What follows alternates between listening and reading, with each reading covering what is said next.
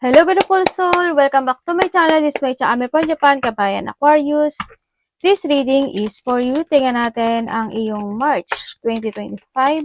Maraming salamat muna sa mga subscriber, new subscriber, cross-watcher, at sa mga bagong pasok dyan. Welcome na welcome kayo sa bahay ni Ate Aimee. Salamat din sa naktaba ng puso ng iyong mga comments. At sa mga nagpa-personal reading, marami pong salamat.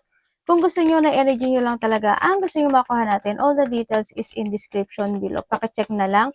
General reading tayo, kunin mo lang ang sayo at itapon ang hindi naman talaga sayo. Maring vice versa, energy mo, energy ng person mo, energy ng malapit sa puso mo, nangyayari or mangyayari pala. Use your own intuition, lawakan nyo ang inyong isipan, ano man ang gender mo, ano man ang edad mo. Wala sa baraha ang kapalaran ng tao, kayo pa rin ang makapagpapabago dito. Gawin yung guide, yung mga warning na pwedeng lumabas. Hindi po yung negative warning yun para magkaroon din kayo ng awareness, change of decision o pwedeng maiwasan. Pero kung gusto mo talaga na positive reading lang, ang gusto mong marinig, hindi po itong channel na ito ang para sa inyo.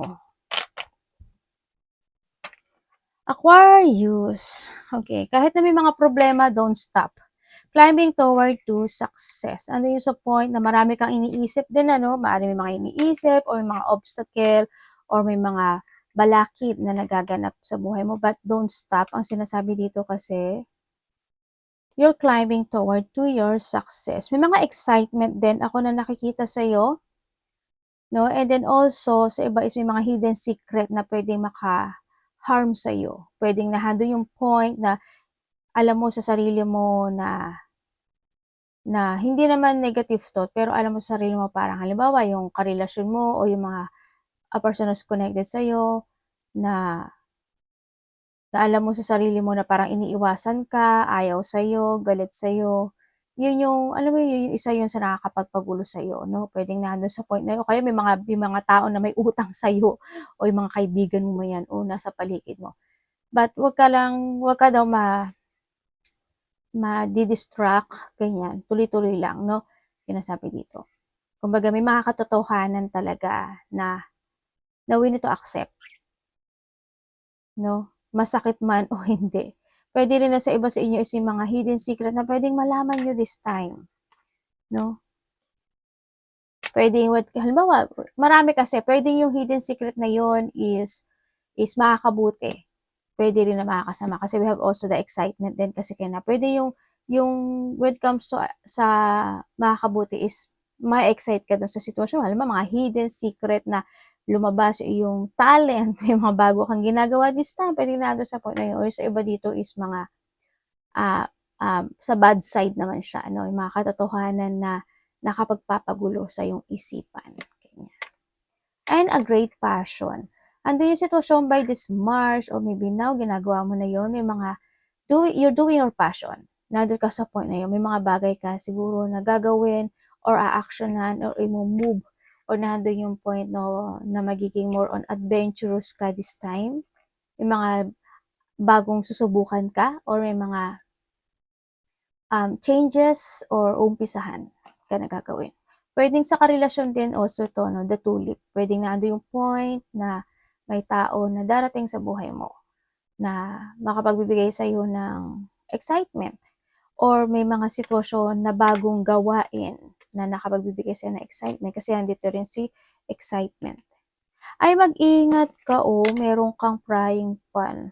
May mga trouble and accusation. Hindi to nawala sa iyo, ano? Yan. Nakakabit talaga sa iyo ito. Yun ang nakita ko. Pwede magkakaroon ng hindi pagkakasundo sa mga taong malalapit sa iyo. Pwedeng sa karelasyon mo, sa anak mo, sa kaibigan mo, ganyan. Or pwedeng yung iba sa inyo is your passion talaga is mahilig ka talaga na magluto, ganyan. Masarap ka magluto. Yung iba sa inyo, or mahilig ka lang talagang kumain. Pwedeng nando sa point na yun, ano. Kung iba naman sa inyo is kung sa health, medyo iwasan nyo na lang din yung masyadong mamantika. No, yung mga processing food. Siguro, kung magaganito ka, siguro maglakad-lakad ka rin, mag-exercise ka rin, or mag-walk-walk ka. No, or hindi man is kailangan mo siguro mag-walk-walk. Kailangan mo rin mag-burn ng fats or mag-burn ng kung ano man yan, or mag-reveal din ng energies, pwedeng na doon sa point na yun. Or kung may mga business kayo, siguro is it's more on food related, pwede na to sa point na yun, ano. Pwede mga gusto kayong subukan o may sinusubukan kayo. Uy, great, good fortune, congrats. Aba, ang dami mong ano, oh. Mahilig ba kayo sa tulip? Yan, congrats, 4-leaf clover. May mga great and good fortune sa'yo with comes to March. Yan, try mo na, no? Kung ano yung mga umpisahan mo, pwedeng ito is makakatulong sa'yo. Pwedeng magiging lucky ka doon, o kaya is swerte ka doon, o magiging swerte kayo sa mga gagawin na umpisahan nyo sa buhay. Ganyan. Sa iba dito, lack of mga gamble, ganyan. Sa iba is yung mga kung ano yung mga umpisahan mo raw. Kung business mo yan, it's good din, ano. Oy, a wish granted. Abo, panalo. Panalo lang. Ikaw na kumuha lahat. Ganun. Congrats. Kung ano may mga wishbone, it will grant, no? Siguro kung sa mga excitement, kasiyahan, yan, igagrant yan sa'yo na universe.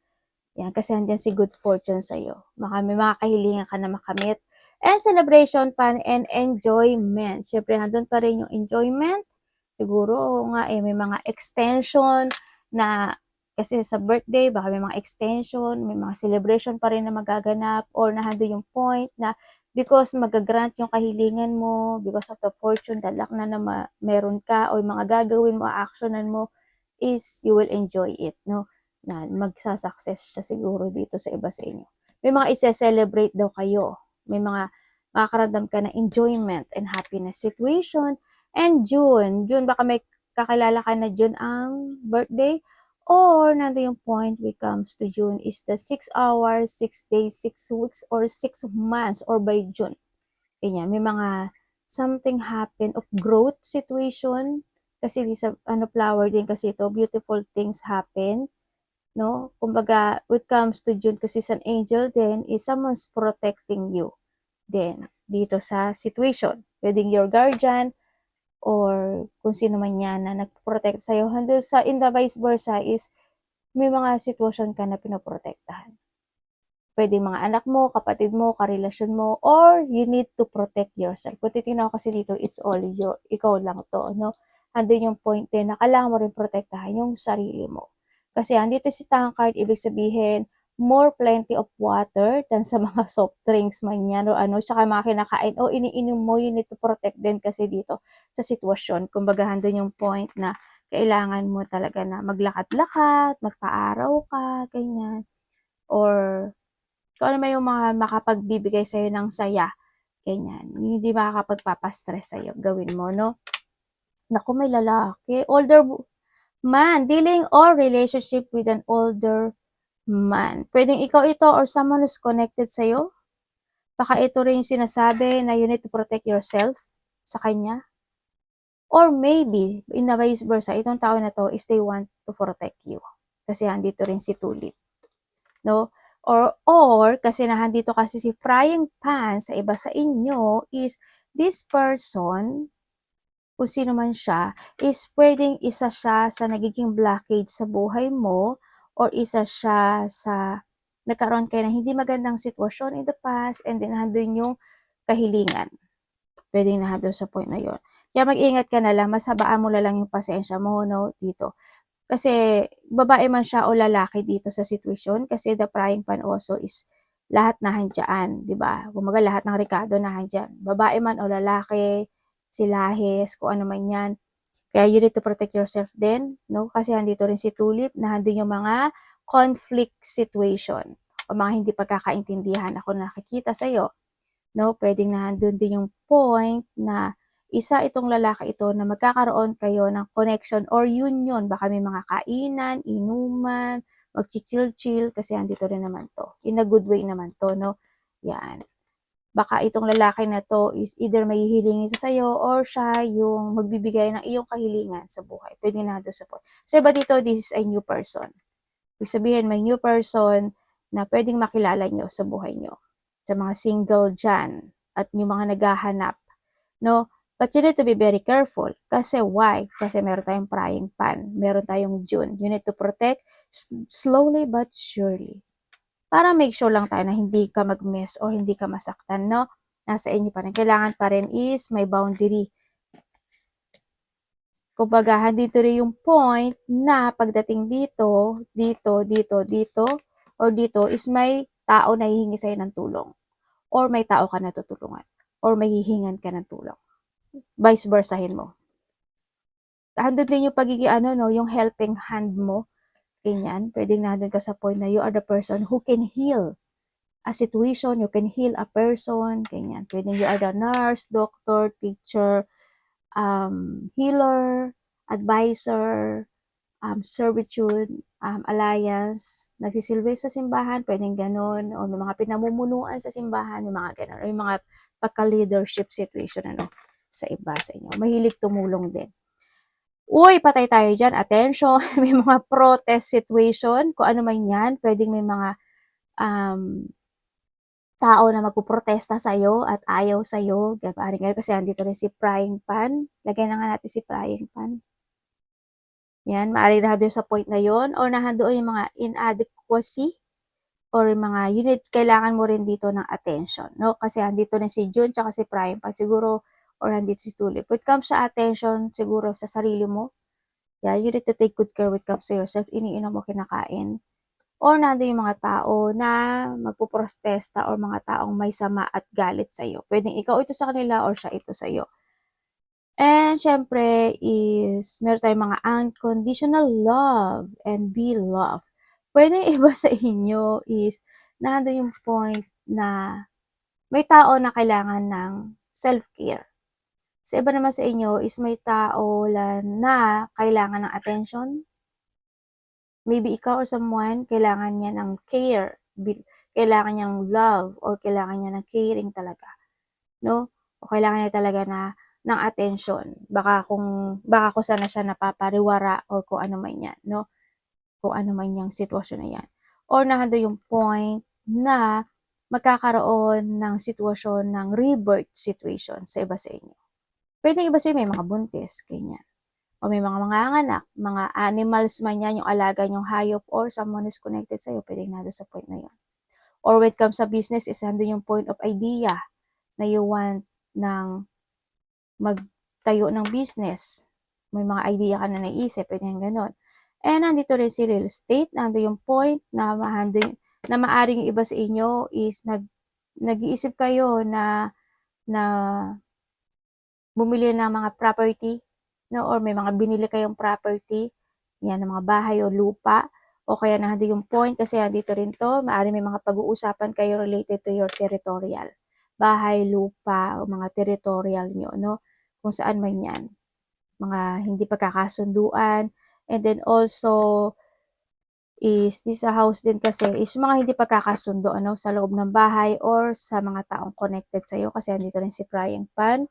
Andun din yung, baka iba rin sa inyo is, may mga investment situation, may mga mega project ka na gagawin this time, or may mga related to a wealth situation, mga ganun, mga pag-uusapan, o kaya nasa real estate situation ka talaga yung trabaho mo. Pwedeng nandun ka sa point na yun. Pero mag-ingat ka lala kasi pwedeng may mga gusot, no? Or pero, ang sabi naman dito is kailangan lang na ayusin. Kung ano may mga gusot na sitwasyon, kailangan lang din itong ayusin, baka may mga isasaayos ka. Siyempre, kung kinakailangan mo na advice in any situation of your life, consultant, advice, or ano man yan is needed, no? Iba sa inyo.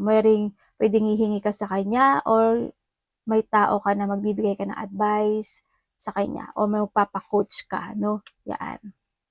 Obedience and knowledge, nandun din yung point na may mga pag-iisipan at pag-aaralan ka, Aquarius, na nakikita ko sa'yo dito. Pwede na dun din yung point, may mga tao na magbibigay ng opinion sa'yo, or may mga tao na bibigyan mo ng opinion or advice, pwede na dun sa point na yun. Yan. Yun ang nakikita ko sa'yo. I-vice versa mo na lang siya. Tingnan natin ang energy ni Aquarius.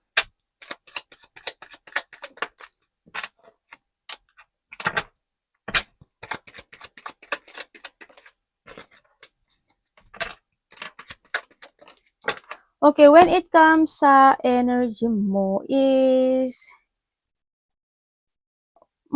kasi ang energy mo masaya. Nandito yung yung kasiyahan ng buhay mo, nandito yung point na nagkakaroon na ng mga pagbabago in some aspect of your life. Kumbaga, may mga, you try to heal something into your life or nandun yung point na meron kang mga kahilingan na, na nakakamit o makakamit mo. Yun na nakita ko. Kaya dito yung saya. Dito, kumbaga may mga goal ako na nakikita sa'yo na ma-achieve mo. There's an achievement, there's a goal na magkakaroon ka ng mga victory and success in some aspect of your life.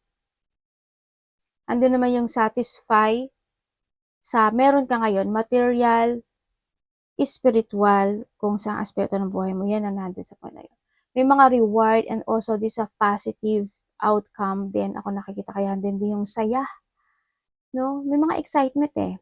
Siguro may mga opportunities na darating sa'yo or dumarating sa'yo kasi hindi energy mo na na-excite ka dito sa sitwasyon. You will become a center of attention din sa iba. Yung nakikita ko, baka may mga pupuntahan ka na ikaw yung main character, main character rin. O kaya is maraming tao, o kaya may mga collab situation, mga ganyan. May mga sitwasyon na magpo-fulfill sa'yo sa pangarap mo. Kaya ang masaya yung nakikita ko. Kumbaga nahandun yung comfort tsaka handun yung gratitude na feelings no dito. Ano ang parating kay Aquarius?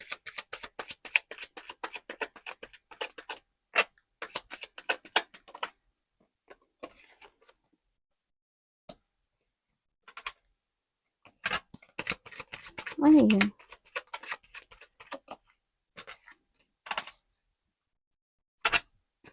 Try nyong tumaya Pinagsugal ko pa kayo talaga.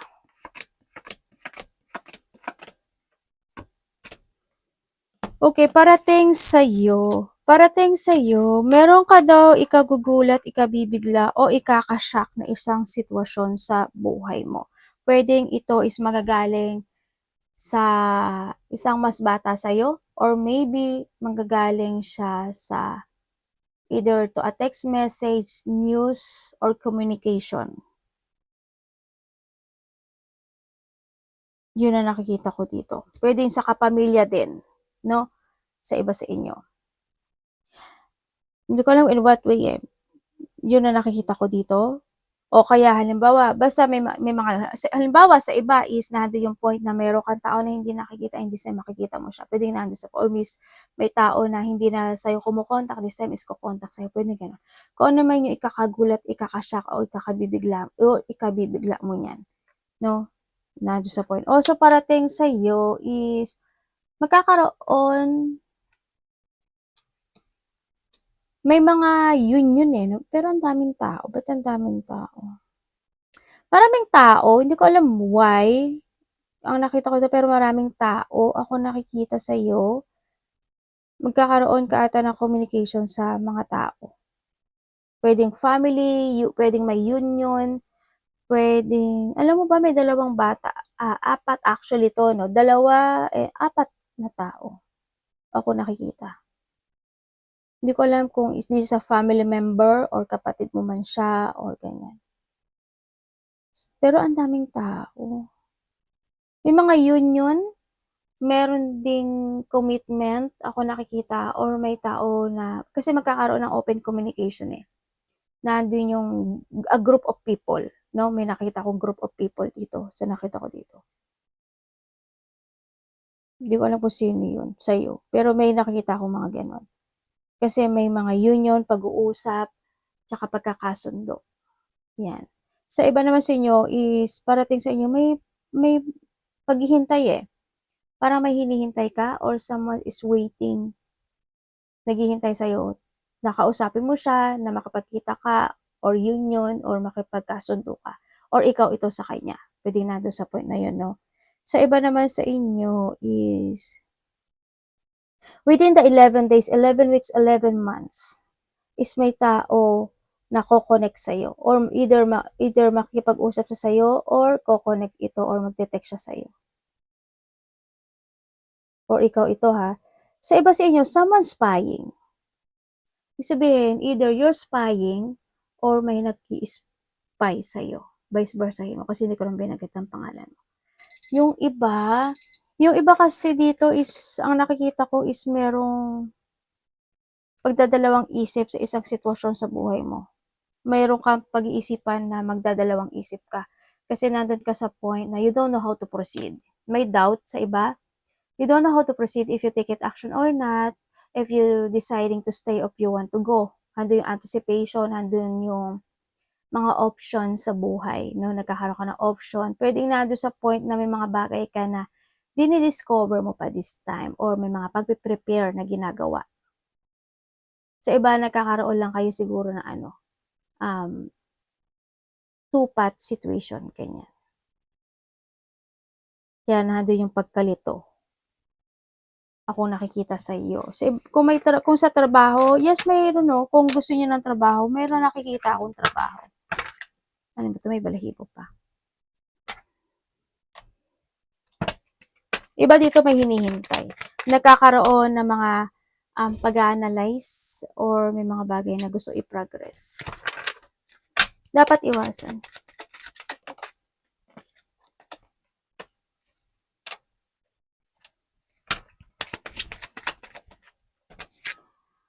Okay, dapat mong iwasan. Siyempre, iwasan mo yung mag-overthink ka, no? Sa nakikita ko sa'yo dito, iwasan mo yun. Kung may mga bagay ka na naiisip na gusto mo i-pursue, why not? Pursue it. Kung may mga bagay o sitwasyon na gusto mo kausapin, gawin, or if you want clarity, something in your life, do it.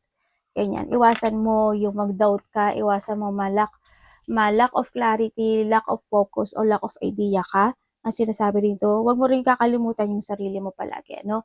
Ganyan. Don't think negativity and then syempre, be happy lang din. Iwasan mo na hindi mo pag-isipan, maigi, siyasatin, pag-isipan, i-discover, or alamin, pag-aralan, yung mga bagay-bagay o sitwasyon bago mo siya desisyonan o bago mo siya i-pursue. Yun din ang sinasabi dito, no? Ang dami mga aces, aces. Ibig sabihin, may mga magtatapos na sa buhay mo. Alam mo, ang dami mong beginning. Pero sabi kasi dito, iwasan mo yung pagmamadali. Yun ang sabi. Kailangan, you need to plan. No? Huwag ka magiging impulsive, but plan it. Ganyan. Iwasan mo yung mga taong mahilig mambuli, o kaya ikaw mambubuli ka, iwasan mo rin yung ma-burnout, iwasan mo yung bahala na situation, yung mga tao na bastos o hindi marunong makisama, yung masakit magsalita, yung pabalang, ganyan. Yung mga rude, ganyan. Iwasan mo ma-unfocus. Actually, yung mga ganun, basta planuhin mo daw yung mga bagay-bagay. Kung may mga bagay o sitwasyon na kailangan i-recover and need to heal, gawin mo. Tsaka syempre, iwasan mo daw na hindi ka makapag-forgive. Love, kapatid, anak, magulang, karelasyon, kaibigan. Syempre, sarili mo, you need to forgive din, no? Kumbaga, may mga nangyari na is, hindi mo na kailangan iluglok yung sarili mo doon sa naganap o nangyari na. Ang you need lang doon is to learn. Diba? Kailangan mo lang din matuto. Love, kapatid, anak, magulang, karelasyon, kaibigan, pamilya. Kung sino man ito.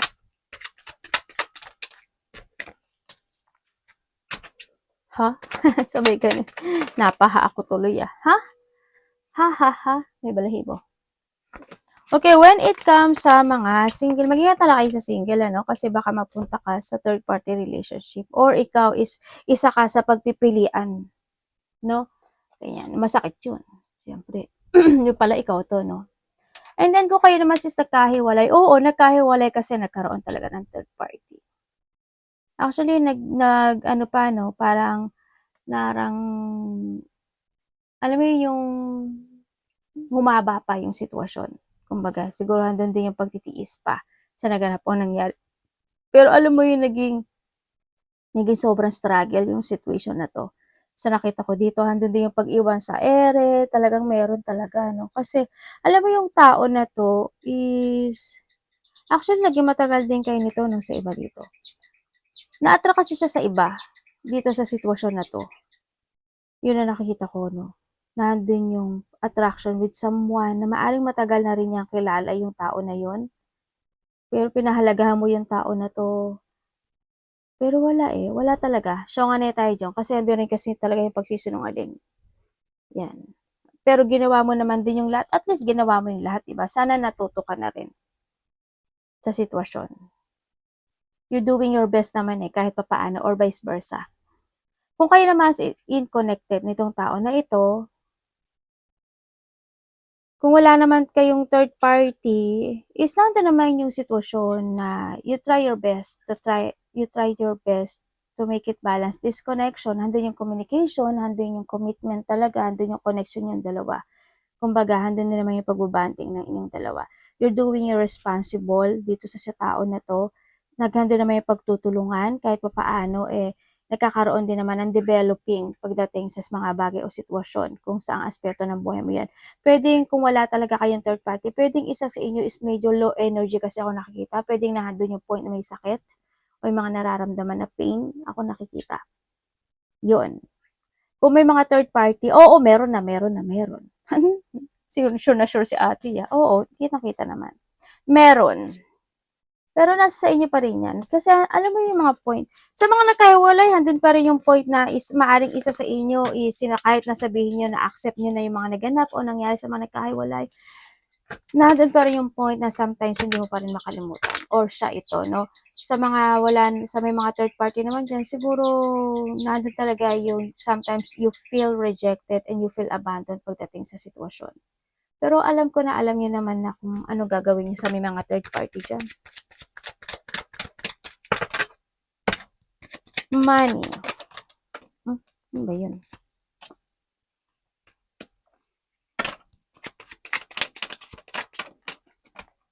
Okay, pagdating sa money mo or trabaho man yan, ano?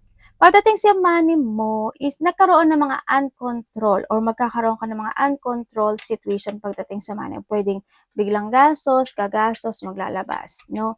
Pwedeng nando sa point or nando sa point talaga na hindi mo gaanong na-manage yung pera mo or hindi mo gaanong mamamanage yung pera mo. This time kasi ang sabi dito is something need to fix when it comes to your money. Kumbaga, pwedeng nahado yung point na mas pinofokusan mo na this time to develop it sabay sa inyo or you need to start a new beginning to develop yung sitwasyon ano o yung kaperahan nyo. Sa iba sa inyo is may mga puot o galit o nagkaroon talaga ng struggle, nagkaroon ng mga lack of direction pagdating sa pera mo. Maaring may mga sinuportahan ka, tinulungan, binigyan, o sana hindi maulit muli, di ba? Yun ang nakikita ko na isa yun na nakapag-distract sa'yo sa pera mo. Kasi alam mo why? Kasi very supportive ka kasi ano, Aquarius dito sa nakita ko sa'yo dito. Kaya isipin mo din yung sarili mo. Kasi at the end, paano na? Di ba? Paano ka na? Nandyan din ba sila? Kapag nangailangan ka, hindi ko naman sinasabi na na magdamot ka.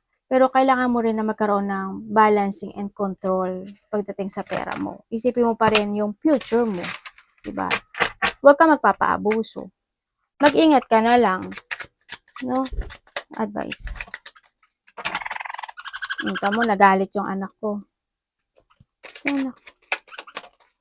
Okay, when it comes sa advice, this is the time na kailangan mo rin daw talaga na magkaroon ng self-evaluation sa buhay mo. Kumbaga, hando yung point na mas more ka mag-trust sa intuition mo and to make a decisions right. Be patient to make a choices, ganyan. And then also, awareness, no? Kailangan mo rin maging aware sa mga kinakain mo, iniinom mo, sa mga tao na nakakasalamuha mo, ganyan. Or hando yung point na may mga change of decision making na kailangan gawin sa nakikita ko sa'yo dito. Something need to work it out ang sinasabi rin. And syempre, kailangan mo talaga matuto sa nakaraan. Ano ang sinasabi rin dito? Yun ang pinaka makakatulong sa'yo to grow to success. Yung mga nakaraang sitwasyon sa buhay mo. You need to learn. Kaya dito rin si ladder. Handin din yung point na may mga something need to let it go dito sa sitwasyon mo. Or kung hindi mo naman siya kayang i-let go, siguro changes na lang. And this is a time to awake in some aspect of your life, no? Yun ang sinasabi dito. decision making, nandun yung decision making mo, no? Sa nakikita ko sa'yo dito na kailangan mong magkaroon ng desisyon. Pag-isipan mong maigi, but huwag kang magmamadali lang. 'Di ba sabi ko naman sa advice is make a plan. Kasi makakamit mo yung gusto mo. Iba dito 'no, ingat kayo, may mga sakit ba kayo, magkakaroon ng mga pag-i-isolate or disappointment in life. Mag-ingat kayo baka ma-trap kayo 'no. Ingat kayo sa mga tao na nakamatiyag, sneaky person, or yung mga tao na pwede kang nakawan. Arigatou namaste, God bless.